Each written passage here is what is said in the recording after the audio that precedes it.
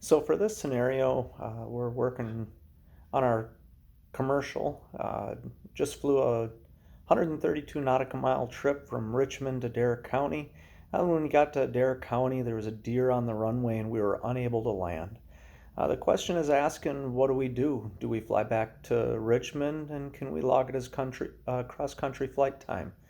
Um, and what do we all consider when making the decisions as we continue our flight back?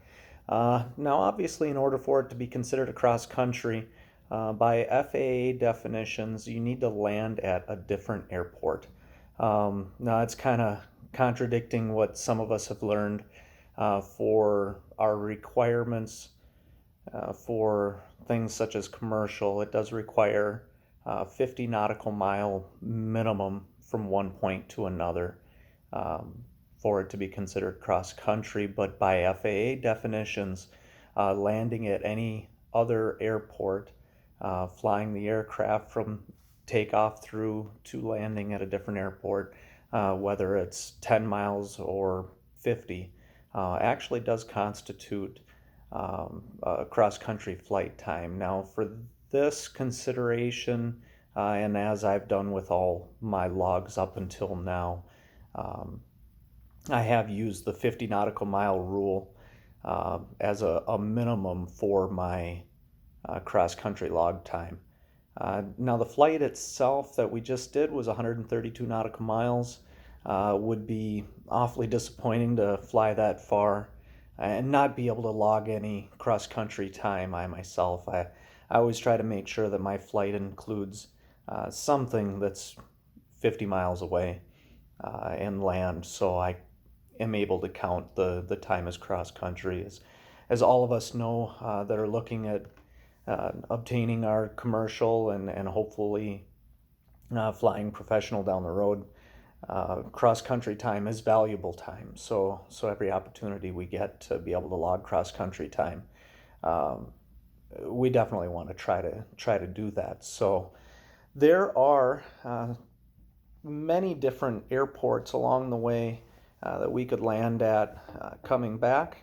Um, and as long as we're 50 nautical miles out, uh, that would be okay. Don't mind me looking down here, just accessing my iPad. So anything outside of, it looks like South Suffolk or on the east side, KPVG, anything between there and Dare County, well, we could land at on our way back, and it would be considered a cross country flight. Um, Now, obviously, there's certain things we need to consider. Do you have all the information that's needed to look at landing at those airports? Considering you planned a 132 nautical mile trip with a landing at the end of it, certainly hope that we've looked at weather in the area as well as possible airport closures or other NOTAMs that may affect our route of flight. But given that we know the information for all of those as well as the weather that's expected, um, we could go ahead and try to stop somewhere along the way back to finish it out as a cross-country flight.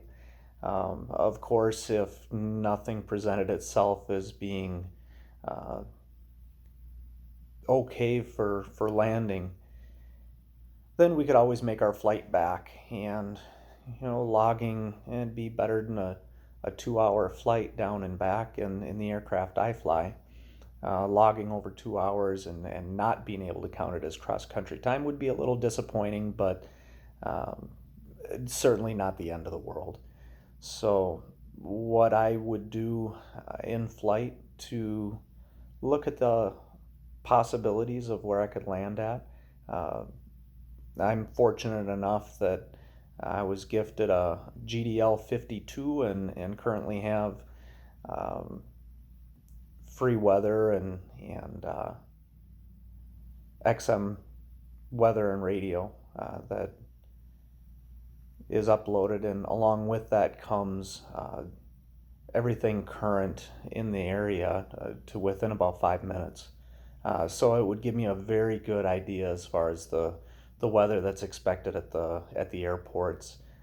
Current NOTAMs are always loaded on my iPad. So the situation there would simply be pick one of the airports on the way back that are along the route of flight, and just make a slight deviation in my course to maybe just do a touch and go, or even practice a couple of landings at one of those airports. And I could finish out my flight, get back to Richmond, and it would still be considered cross country time.